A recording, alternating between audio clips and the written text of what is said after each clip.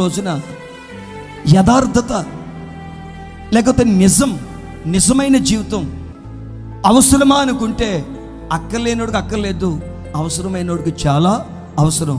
అయితే నీవు నేను ఆరాధించే దేవునికి చాలా అవసరం నిజాయితీ. భార్య భర్త దగ్గర, భర్త భార్య దగ్గర యథార్థత ఉండాలి. ఒక్కొక్కడు భర్త ఉంటాడు, భార్యకి సెల్ ఫోన్ ఇవ్వడు, లాక్ ఎట్టేస్తాడు, ప్రతిదానికి లాకే. ఒక్కో భార్య ఉంటుంది, భర్తకు తెలియవు కొన్ని విషయాలు, చాటింగ్లు ఉంటాయి, భర్తకు తెలియకుండా మాయ వేషాలన్నీ ఉంటాయి. మరి ఆ కుటుంబాలను ఎలాగ ఆశీర్వదిస్తాడండి దేవుడు? వాళ్ళు ఎలా వర్ధిల్లుతారండి?